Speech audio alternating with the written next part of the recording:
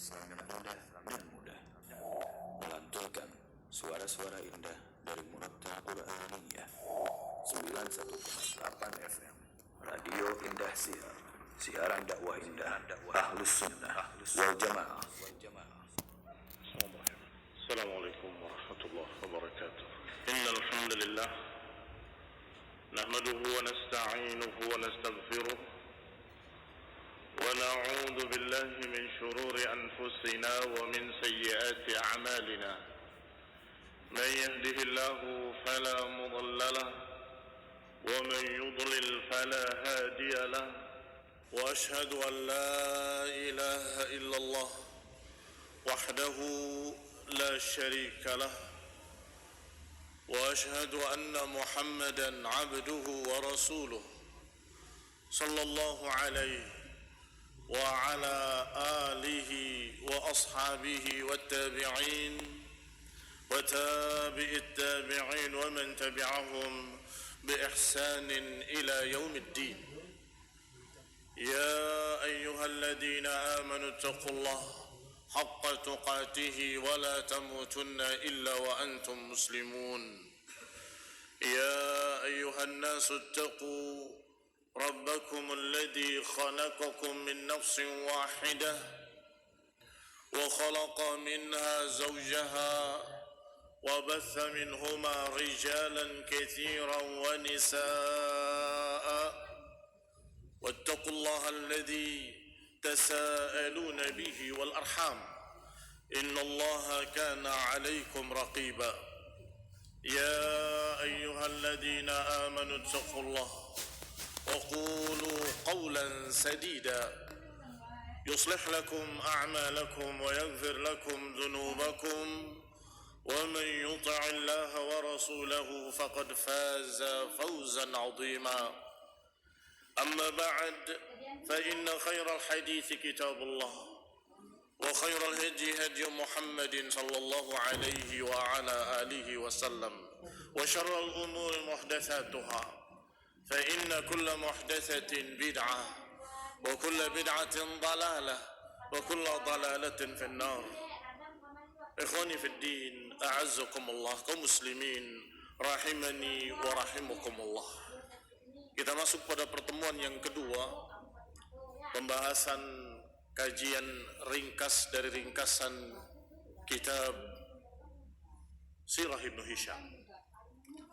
Dan sampai kita pada istilah Abi Karb Tubban As'ad Malikul Yaman. Sampai kita pada pembahasan tentang kekuasaan Abu Karb yang namanya Tubban As'ad terhadap kerajaan Yaman.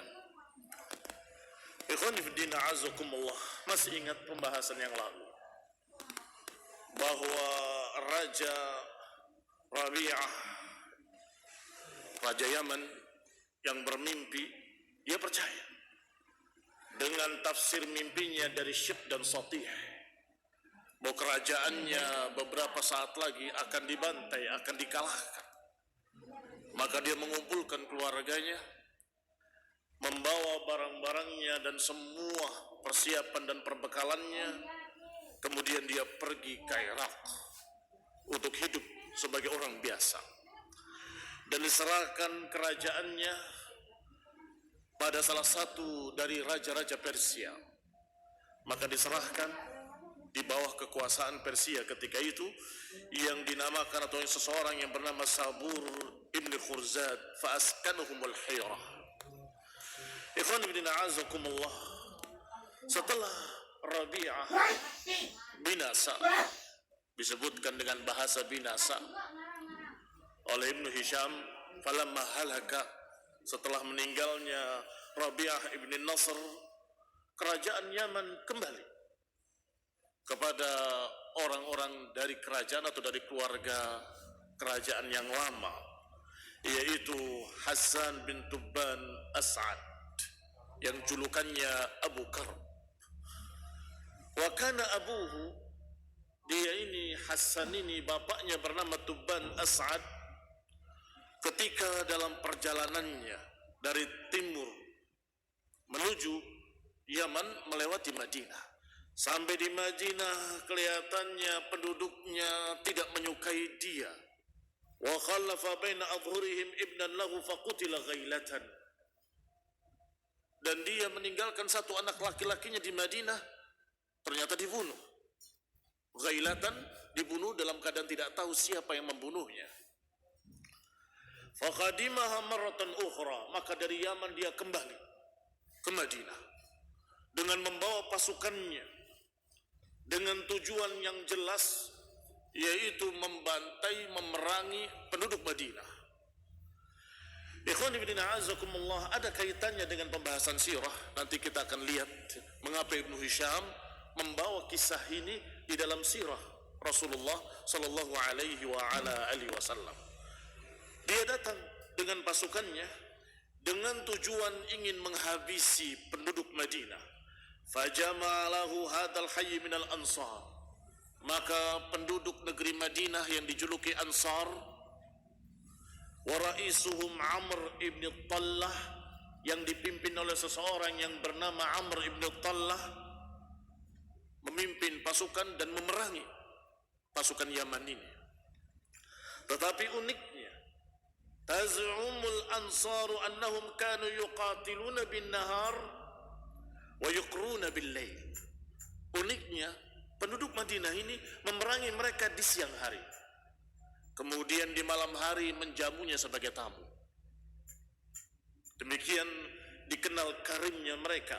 Fayujibuhu dzalika minhum, maka mereka tertarik dengan penduduk Madinah, yaitu Ansar. Memerangi di siang hari, begitu malam hari dijamu sebagai tamu. Berapa yang meninggal dari kalian? Kami sekian, kau berapa? Sambil makan. Ya. Selesai, besok perang lagi. Ikhwan ibn a'azakumullah, ini uniknya mereka. Kemudian fabaina Tubba' ala dzalika man qitalihim, ketika Tubba' raja Yaman ini, yaitu bapaknya Hasan, sedang memerangi Madinah seperti itu, beberapa hari didatangi oleh dua rahib. Rahib itu adalah pendeta Yahudi. Didatangi oleh dua habrani min ahbari Yahud, dua tokoh ulamanya Yahudi, alimani rasikhani fil ilm, dua-duanya alim, ilmunya juga dalam. Dan ikhwan fillah a'azakumullah, perlu diketahui bahwa ini belum datang Islam, sehingga agama yang ada, yang samawiyah adalah Nasrani dalam kenasraniannya, Yahudi dalam keyahudiannya. Selebihnya musyrikin, penyembah berhala atau penyembah matahari atau penyembah bintang-bintang. Penyembah api disebut majusi, penyembah berhala dijuluki musyrikin, sedangkan penyembah bintang-bintang dijuluki sabi'ah. Ikhwan fillah a'azakumullah, didatangi dua ulama Yahudi yang memang alim. Hina sami'a bima yuridu min ihlakil Madinah, ketika mendengar bahwa Tuban As'ad ingin menghabisi Madinah, dia berkata, menasehati dengan nasihat, ayyuhal malik, wahai tuan raja, la taf'al, jangan lakukan. Fa innaka in abaita illa ma turid hila bainaka wa bainaha.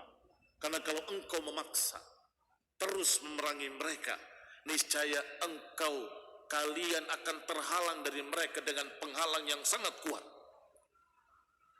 Walam na'man alaika ajilal uqubah, aku tidak merasa aman, khawatir kalian akan ditimpa bencana. Faqala lahuma, Malikul Yaman berkata kepada keduanya, falima, mengapa kok bisa begitu? Qala hiya muhajarun nabi, ini negeri adalah tempat hijrahnya Nabi nanti yang akan datang. Perhatikan barakallahu fikum, Ibnu Hisham mengambil dari yang sebelumnya, dari para ulama ahli tarikh yang mencatat langsung dari orang-orang Ansar di Madinah dan para sahabat dan murid-murid atau dan anak-anaknya dan cucu-cucunya mencatat. Ikhwan fillah a'azakumullah, artinya sanadnya sangat ringkas, bahwa ini benar-benar diucapkan oleh mereka orang Yahudi tadi, bahwa engkau pasti akan binasa dan kalian akan ditimpa bencana. karena tempat ini adalah tempat hijrahnya Nabi yang akan datang. Yakhruj min hadal haram min Quraisy, kata si Yahudi tadi, akan keluar Nabi ini dari negeri haram Mekah dan akan keluar dari turunan Quraisy. Apa maknanya? Maknanya Yahudi sangat tahu Nabi yang akan datang. Dari mana, siapa, ciri-cirinya, sukunya, semua tahu. Apa kata Allah dalam Al-Quran? Ya'rifunahu kama ya'rifuna abna'ahum. Mereka mengetahuinya seperti mengenali anak-anak mereka sendiri. Di antara ahli tafsir menafsirkan ayat ini, mereka mengenalinya seperti mengenali anak-anak mereka sendiri. Di antara mereka ada yang berkata bahkan lebih, karena mereka ragu anak-anak mereka apakah benar anak-anaknya atau anak orang lain, apakah istrinya selingkuh atau tidak, mereka ragu. Tetapi Nabiun Mursal yang akan diutus nanti, mereka tahu namanya, tahu sukunya, tahu ciri-cirinya, tahu dari mana, sehingga dia berkata akan datang seorang Nabi dan ini tempat hijrahnya, pasti Allah akan lindungi. Nabiun min Quraisy fi akhir zaman takunu daruhu wa qararuh. Tempat ini akan menjadi tempat tinggalnya, akan menjadi pusat dakwahnya. Maksudnya Rasulullah sallallahu alaihi wa ala alihi wasallam. Fatanaha an dzalika wa ra'a anna lahuma ilman. Raja tadi percaya dan kemudian mulai mengurungkan niatnya. Wa a'jabahu bima sami'a minha, dan dia terkagum-kagum dengan apa yang diceritakan oleh dua pendeta ini. Fansarafa 'anil Madinah wattaba'ahu ma'ala dinih. Bukan hanya percaya pada dua pendeta tadi, bahkan kemudian ikut agamanya. Raja Yaman ikut agama Yahudi dari dua orang ini. Wa kana Tubba' wa qaumuhu ashabu awthanin ya'budunaha. Tadinya suku Tubba' atau kaum Yaman ini menyembah berhala. Fatawajjaha ila Makkah wa hiya tariquhu ila al-Yaman. Kemudian dia berjalan melewati Mekah. Hatta idza kana baina Usfan wa Amaj, ketika sampai di daerah antara Usfan dengan Amaj, ataha nafarun min Hudzail, datang sekelompok orang dari suku Hudzail Ibni Mudrikah. Faqalu lahu, berkata kepada raja tadi, ayyuhal malik, wahai tuan raja, ala nadulluka ala baiti malin dairin aghfalathul muluk. Wahai tuan raja, maukah aku tunjukkan satu perbendaharaan harta yang sangat banyak yang dilupakan oleh semua raja-raja. Fihi lu'lu wal zabarjad wal yaqut, di dalamnya ada mutiara, ada permata dan ada yakut. Wal dhahab wal fiddah, ada emas, perak dan lain-lain. Maka tentunya raja tadi berkata, bala, tentu. Di mana itu perbendaharaan harta? Qalu baitun bi Makkah. Ada satu rumah di Mekah yang isinya harta benda, kekayaan yang disembah oleh penduduknya. Qala wa yusalluna indahu, mereka salat menghadapnya. Maksudnya Ka'bah. Yang dimaksud oleh suku Hudzail, innama aradal Hudzailiyun halakahu bidzalik. Orang-orang Hudzail ini sesungguhnya menghendaki Raja Yaman dan pasukannya binasa. Karena sudah tahu mereka, setiap ada orang yang mau mengganggu Baitillahil Haram mesti tertimpa musibah dan binasa. Maka dia katakan kepada Raja Yaman ini, dan kemudian dibisikkan kepadanya ada harta benda yang tersimpan di Ka'bah. Allah, dia berkata bersamanya, berkata kepada dua orang rahib yang dibawanya. Dia punya sahabat sekarang, sahabat baru, dua pendeta Yahudi tadi. Dibisikkan kepadanya, bagaimana pendapat? Apakah kita serang dan kita ambil itu harta? Falamma ajma'a lima qalu arsala ilal khabrain. Ketika sudah sepakat pasukannya ingin menyerang, Baitillahil Haram, diutus orang panggil dua pendeta tadi. Faqala, keduanya menjawab, ini masih Yahudi. Qala ma aradal qaumu illa halakaka. Wahai Tuan Raja, mereka itu tidak menghendaki kecuali kebinasaanmu, kebinasaan tentaramu. Mana alam baitan lillahi ittakhadahu fil ardi li nafsihi ghairahu. Aku tidak tahu ada bait yang Allah jadikan sebagai baitillah di muka bumi ini kecuali itu. Kalau engkau menyerangnya, pasti kalian binasa. La tahlakanna wa la yahlakanna man ma'aka jami'an. Akan binasa engkau dan akan binasa yang bersamamu seluruhnya.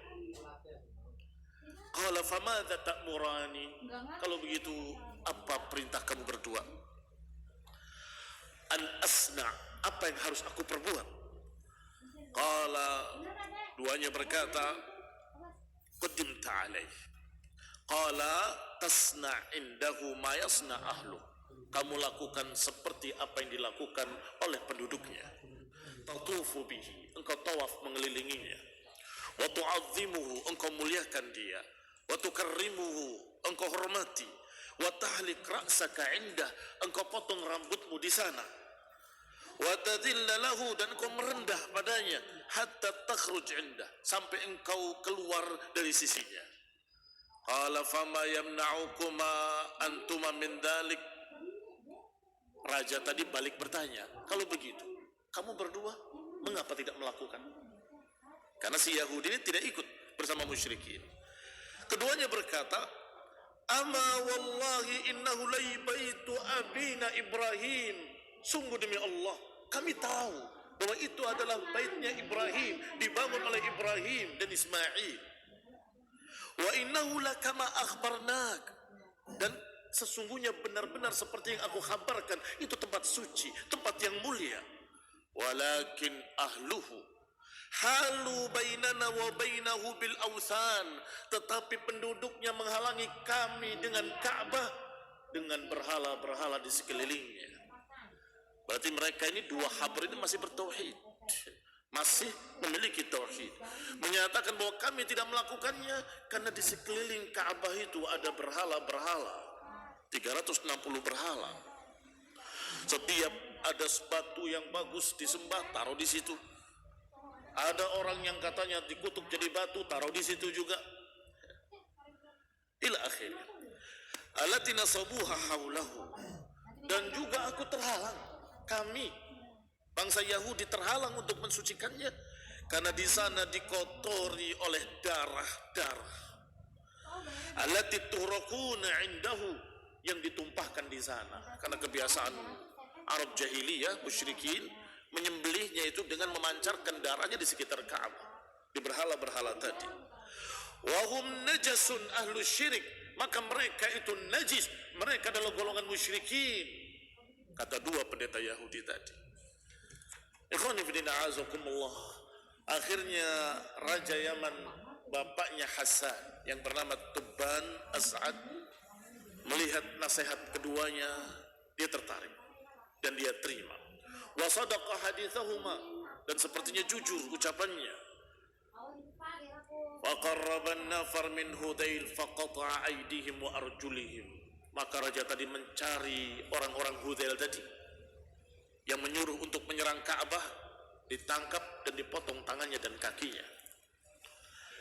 Kemudian datang ke Mekah, tawaf mengelilingi Ka'bah dan menyembelih di sisinya, memotong rambutnya, tinggal di Mekah selama 6 ayyam, 6 hari, kemudian dia menyembelih dan membagikan dagingnya kepada seluruh penduduknya. Wa yut'im ahlaha, memberi makan pada mereka. Wa yasqiha al-asal, bahkan menjamu mereka dengan madu. Wa ara fil manam, kemudian dia bermimpi untuk memberikan kiswah kepada Ka'bah. Maka dia bangun dan dia memahami kalau itu adalah perintah. Maka dia memberikan kiswah kepada Ka'bah, dan diriwayatkan pertama kali Ka'bah diberi kiswah adalah oleh Tubban As'ad ini, Raja Yaman dari Jurhum. Dikatakan wa kana tubba fima yaz'umun awwala man kasal baita wa awsa wulatahu min Jurhum. Dikatakan dan mereka menganggap bahwasanya awal pertama yang memberikan kiswah pada Ka'bah adalah raja tersebut, dan kemudian menyuruh semua pengganti-pengganti setelahnya dari kalangan Jurhum untuk melakukan hal yang sama. Wa amarahum bitathhirihi, menyuruh mereka para pengikutnya dan para pengganti-penggantinya untuk mensucikan Ka'bah. Alla yaqrubuhu daman wala maitatan wala mithlah, dan memerintahkan pada penduduknya agar kalian mensucikan Ka'bah ini, jangan dituangkan darah di sekitarnya, jangan dituangkan atau jangan dilemparkan bangkai-bangkai di sana, dan jangan dilemparkan mithlah. Mithlah itu kain bekas haid. Barakallahu fikum. Dari mana pelajarannya? Dari dua pendeta Yahudi tadi. Mereka terhalang karena banyaknya najis di sekitarnya, ada bangkai, ada darah yang ditumpahkan dan segala macam. Wa ja'ala lahu baban wa miftahan, karena mereka sudah dijamu, diberi makan, diberi asal dan seterusnya, maka mereka pun menerima nasihat tersebut. Sucikan Ka'bah kalian ini, jaga dari darah-darah, jaga dari bangkai-bangkai. Thumma kharaja minha mutawajjihan ila al-Yaman. Setelah itu beliau kembali ke Yaman, dan yang bersamanya dari tentara dan juga dua pendeta Yahudi tadi dibawa ke Yaman.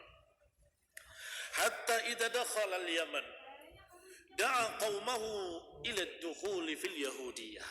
Setelah sampai di Yaman, dia mengajak rakyatnya, pengikutnya dan semua orang-orang di Yaman untuk mengikuti agama Yahudi.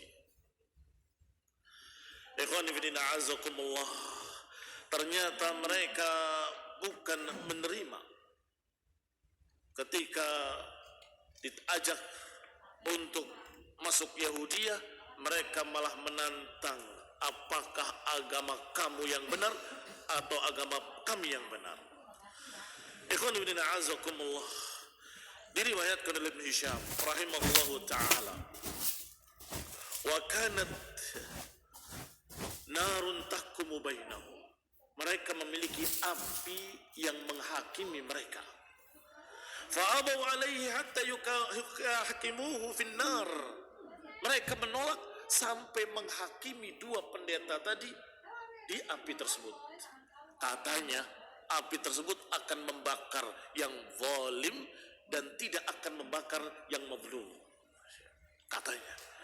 Maka diajak mereka semua, kalau benar agama kalian, kita berhukum pada api ini. Mereka musyrikin, penyembah berhala, tapi mereka memiliki api yang katanya akan membakar yang salah dan akan membiarkan yang tidak salah. Diajaklah dua pendeta tadi, dengan kitabnya dikalungkan di lehernya. Kemudian mereka juga membawa berhala-berhalanya dan membawa berbagai macam sesembahan-sesembahan yang mereka biasa sembahkan kepada berhala-berhalanya. Mereka bawa semua, dan kemudian duduk mereka di sekitar lubang yang akan keluar api dari sana. Qala rahimahullah, berkata Ibn Hisham rahimahullah, وَمَا يَتَقَرَّبُونَ بِهِ فِي دِينِهِمْ وَخَرَجَ الْحَبْرَانَ بِمَصَاحِفِهِمَا فِي أَعْنَاقِهِمَا مُتَقَلِّدَيْنِ بِهِمَا. Maka berkumpullah mereka semuanya dengan berhala-berhala mereka dan dua pendeta dengan mushaf-mushafnya. Hatta qa'adu lin-nar, hingga mereka duduk di hadapannya, inda makhrajiha, di tempat keluarnya api.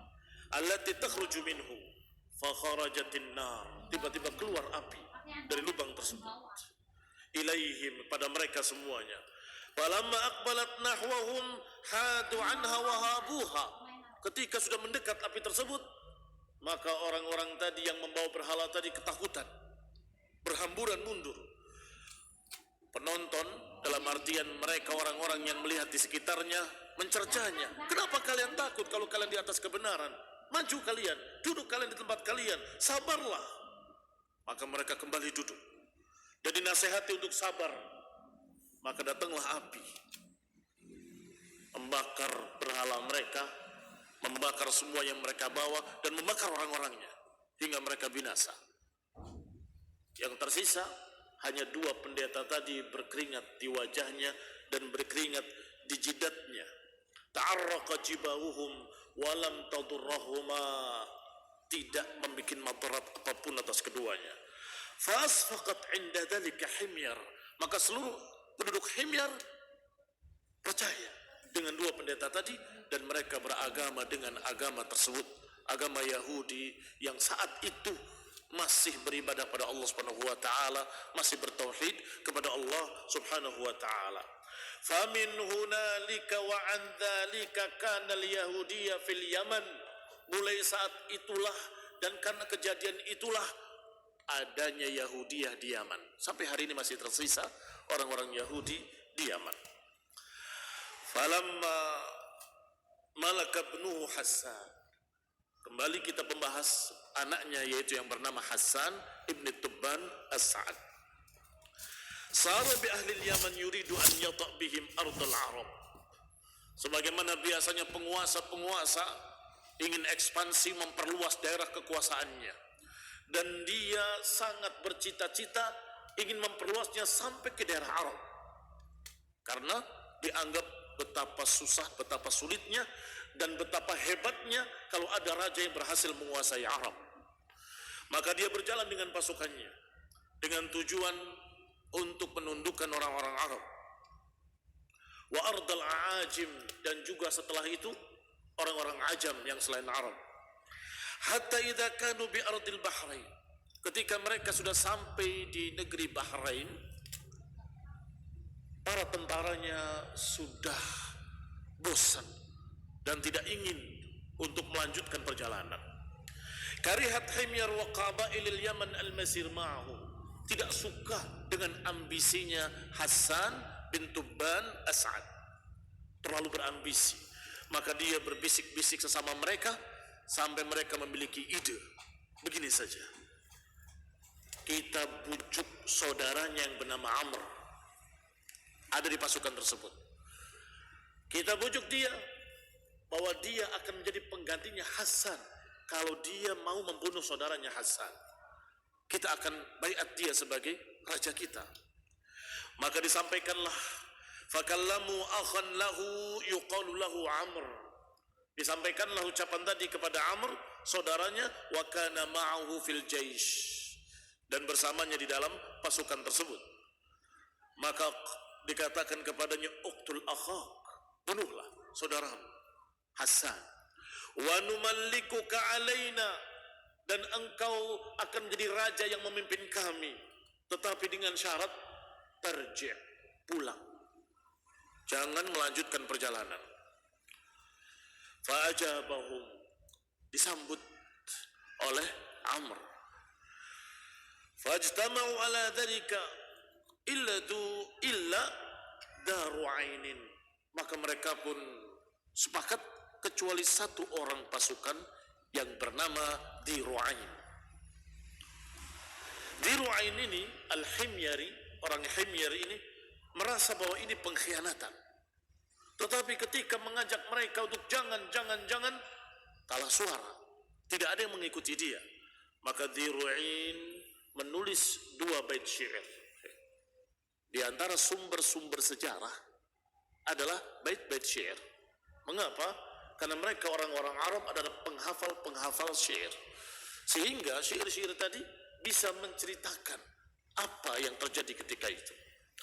Diru'ain menuliskan, di antara isi syairnya adalah, ala man yashtari sahran binaumin sa'idun min baitin qariru aini fa imma himyarun ghadarat wa khanat fa ma'biratul ilah lidiru'ain. Ketahuilah, wahai orang-orang yang membeli sahran binaumin. Sahar itu yang orang yang tidak bisa tidur, namanya sahar. Terjaga, tidak bisa tidur. Membeli sahar dengan naum, dengan tidur. Ini mengganti tidurnya dengan terjaga. Sungguh bahagia orang yang bisa tidur, man yabitu qarira aini, orang yang bisa tidur dengan tentram, dengan qurrata ain, dengan ketentraman. Fa amma himyar, sedangkan orang-orang himyar yang berkhianat, maka ma'dziratan al-ilah, semoga Allah memaafkan aku untuk diru'ain, semoga Allah memaafkan diru'ain. Dia tulis, dia lipat seperti surat, di stempel itu artinya di lak supaya tidak bisa dibuka, dan diberikan pada Amr. Wahai Amr, aku titip ini padamu, jangan dibuka sampai nanti kalau aku minta kembali. Titipkan. Ikhwan ibn a'azakumullah, setelah dititipkan kepada Amr, maka mulailah rencana mereka dijalankan. Falamma nazala Amr ibn Tubban al-Yaman muni'a minhu an-naum, sampai terbunuhlah Hasan dan mereka kembali pulang. Sampai di Yaman, Hasan benar-benar tidak bisa tidur. Oh, bukan Hasan, Amr tidak bisa tidur karena membunuh saudaranya. Beberapa hari tidak pernah bisa tidur. Dia panggil atibba, para dokter. Dia panggil kuhan, para tukang sihir. Dia panggil arrafin, para tukang ramal. Dia panggil huzat. Huzat itu di sini disebutkan orang yang biasa menebak-nebak dengan burung-burung. Semuanya dipanggil. Mengapa? Saya nggak bisa tidur. Sudah sekian malam. Faqala lahu qailun, maka berkatalah salah seorang mereka, innahu wallahi ma qatala rajulun akhahu aw rahimahu, tidaklah seseorang demi Allah membunuh saudaranya atau membunuh kerabatnya bagian dengan zalim, kecuali mesti dia akan kehilangan kesempatan untuk tidur. Ini tidak akan bisa tidur. Illa dhahaba naumuhu wa sullita alaihi as-sahr. Falamma qila lahu dhalik, ketika dikatakan seperti itu, maka mulailah Amr menyalahkan orang-orang yang menyuruhnya untuk membunuh Hasan. Dipanggil semuanya. Orang-orang yang kemarin menyuruh aku membunuh Hasan, panggil semua. Kemudian dipenggal satu persatu. Dibunuh mereka. Termasuk Diru'ain. Ketika Diru'ain sudah di hadapannya, dia berkata stop. Aku punya pembelaan diri. Apa pembelaanmu? Aku titipkan surat kepadamu. Diambil suratnya, buka, baca. Ternyata kalimatnya, alaman yashtari sahran binaumin, wahai orang yang menukar tidurnya dengan terjaga. Sungguh berbahagia orang yang bisa tidur dengan tentram. Siapa yang bisa tidur dengan tentram? Yang tidak berdosa. Yang bisa tidur dengan tentram adalah orang yang tidak pernah berbuat jahat pada saudaranya.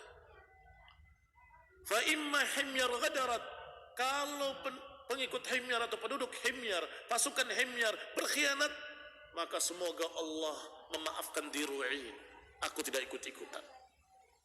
Maka selamat Diru'ain, tidak dibunuh oleh Amr. Ikhwani fillah a'azakumullah, falamma nazala Amr ibn Tubban al-Yaman muni'a minhu an-naum ila akhirih wa halaka Amr famarija amru himyar. Maka setelah itu Amr binasa, kemudian himyar berpecah belah, kacau. Karena sudah sekian banyak yang dibunuh, dan yang dibunuh itu tokoh-tokoh penting, orang-orang dekatnya. Maka setelah dia mati, nggak ada lagi orang yang bisa mempersatukan himyar. Karena keadaan seperti itu berpecah belah, kacau, tiba-tiba wathaba alaihim rajulun min himyar lam yakun min buyutil mamlakah. Tiba-tiba datanglah seorang yang bukan dari keluarga kerajaan menguasai Yaman, yang dinamakan dengan panggilan Lakhnay'ah yanufudha syanair. Lakhnay'ah sampai menjadi nama untuk sesuatu yang sangat jelek. Karena memang Lakhnai'ah ini na'udzubillah bejat akhlaknya, dalam keadaan dia na'udzubillah memiliki kelainan seperti kaum Lut. Ikhwan fillah a'azzakumullah, Lakhnai'ah yanufdu Sanair mulai naik dan berkuasa di sana, kemudian membantai, membunuh dan seterusnya. Faqatala khiyarahum wa abatha bi buyuti ahli mamlakah, membunuh orang-orang pentingnya, membunuh orang-orang terhormat, dan kemudian mempermainkan keluarga kerajaan. Di antara yang dipermainkan keluarga kerajaan itu salah satunya adalah seorang namanya Zur'ah, saudara kandungnya Hasan. Masih ingat tadi Hasan dibunuh oleh Amr. Ketika Hasan dibunuh oleh Amr dan Amr binasa, dia masih sangat muda, sehingga tidak bisa kemudian menggantikan. Lama kelamaan menjadi seorang remaja dan pemuda yang ganteng. Dipanggil oleh Lakhnai'ah ini tadi, tentunya untuk memenuhi hasrat homonya. Faba'atha ila Zur'ah di Nuwas Ibnu Tubban As'ad, maka dikirimlah utusan kepada Abu Nuwas, atau Dhi Nuwas, bukan Abu Nuwas. Dhi Nuwas adalah kunyahnya Zur'ah tadi, anaknya Tubban As'ad juga, saudaranya Hasan dan Amr, akhu Hasan. Wa kana sabiyan saghiran, yang tadinya kecil ketika Hasan dibunuh, kemudian sudah menjadi syabba, sudah menjadi syaib, atau sudah menjadi syab. Ghulaman wasiman, menjadi pemuda yang gagah, dha aqlin, cerdas. Falamma atahu rasuluhu arafa ma yurid, ketika datang utusan Lakhnai'ah, pemuda yang cerdas ini langsung tahu ini pasti urusannya itu. Dia ambil pisau yang kecil, dia masukkan di bawah sendalnya, antara sendal dengan kakinya dia selipkan pisau tadi. Ketika sudah berdua di kamarnya, fawathabahu Nuwas fawaja'ahu, ketika dia ingin memeluknya, langsung dia yang kemudian menikam Lakhnai'ah, dan terbunuhlah orang yang bejat ini tadi, hatta qutila, dia terbunuh, qatalahu Zur'ah ibnu Tubban As'ad. Thumma kharaja 'alan nas, kemudian keluar kepada manusia dan menyatakan Lakhnai'ah sudah mati, sudah kubunuh. Faqalu, maka mereka semua berkata, bahkan yang ada di kerajaan pun senang matinya Lakhnai'ah, karena memang jahatnya dan bejatnya. Mereka semua bergembira dan kemudian berkata, mayan bagi an yamlikuna ghairak, tidak ada yang pantas memimpin kami kecuali engkau. Idrahna id arahtana min hadzal khabith, karena engkau mengistirahatkan kami dari si khabith ini, dari sejelek ini. Famallakuhu, maka mereka pun menyerahkan kerajaan kepada Zur'ah ibni Tubban As'ad. Wajtama'at alaihi Himyar, dan Himyar bersatu kembali. Qabailul Yaman, dan juga orang-orang kabilah-kabilah sekitar Yaman bergabung di bawah kepemimpinan Raja Zur'ah. Fakana akhir muluki Himyar, dan itu adalah akhir dari muluki Himyar, akhir dari kerajaan Himyar. Mengapa akhir? Insyaallah kita akan bahas pada pertemuan yang akan datang, insyaallah biidznillah taala. Wa sallallahu ala Muhammadin wa ala alihi wa ashabihi wa sallama tasliman katsira. Subhanakallahumma bihamdik, asyhadu an la ilaha illa anta, astaghfiruka wa atubu ilaik. Wassalamualaikum warahmatullahi wabarakatuh. Indahzia, Idaatul Islamiyah Ahlus Sunnah wal Jamaah.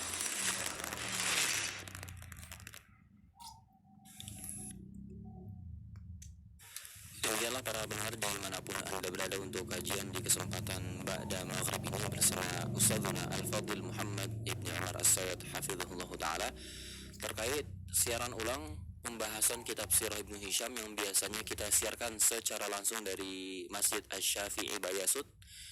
Namun qadarullah pada kesempatan malam hari ini Ustadzuna berhalangan untuk hadir dan mengisi secara langsung, maka kita siaran ulang pada pertemuan beberapa waktu lalu.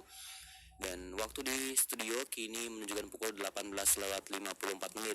Adapun waktu Isya yang akan jatuh pada wilayah Cirebon kota dan sekitarnya pada pukul 18:56. 2 menit lagi akan tiba waktu Isya. Alangkah baiknya untuk kita bersiap-siap melaksanakan ibadah sholat Isya di masjid-masjid di sekitar kita. Kita akan putarkan murotal pilihan, kemudian setelah itu baru kita akan memasuki waktu Isya wilayah Cirebon kota dan sekitarnya. Selamat mendengarkan. Barakallahu fikum.